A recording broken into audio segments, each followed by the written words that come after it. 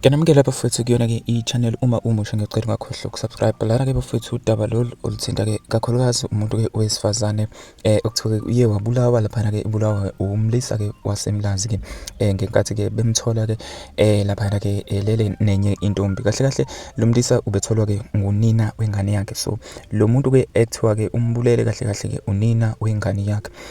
Lana-ke iphephandaba-ke elaziwa ngokuthi Isolezwe laphana-ke lithole ngomthombo-ke walo-ke osondelene kakhulu nalo lolu daba ukuthi-ke iyindaba-ke esegudwini laphana-ke eyesehlakalo lesi-ke salo owesilisa-ke okuthiwa-ke usenze phambi kwentombi yakhe-ke okuthiwa iphume yabaleka ngaleso sikhathi leso kwenzeka leso sehlo.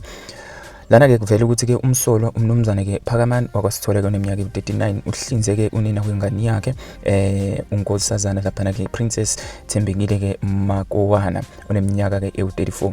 Umthombo-ke uthe umsolwa ubekade-ke emxwayisile unina wengane yakhe ukuba-ke angalokuthi-ke alubhade-ke endlini yakhe.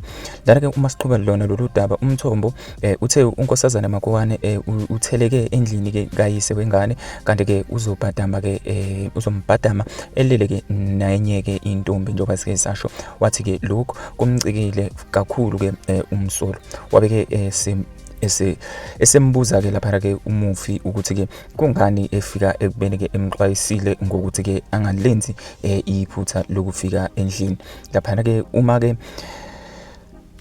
luqhubeka lolu daba-ke uthi-ke ukuchaza laphana-ke kwakhe lo sisi uma eqhubeka uthe umsolwa-ke uvukile wayolanda-ke ummese ekhishini wangabuza-ke lutho-ke waqonda ngqo kunina wengane yakhe-ke wamgwaza-ke amanxeba amaningi. Omunye-ke umthombo-ke uveza ukuthi laba ababili bese kuphele isikhathi-ke eside nokungaboni ngasolinye yize-ke bebesaqhubeka nokuthandana. Ilungu lomphakathi-ke futhi nalo elikhulume neSolezwe laphana-ke liye lacela-ke ukuba-ke kugodlwe igama lalo ngenxa yokuthi-ke beliphawula-ke nalo lolu daba libabazeke isihluku elithe sikhonjiswe laphana-ke uyena-ke ngumsolwa kulona lolu daba. Okhulumela amaphoyisa laphana-ke akhona la KwaZulu-Natal uConstable Thenjiwe wakwaNgcobo useqinisekisile ukuthi-ke isigameko-ke ngempela senzekile.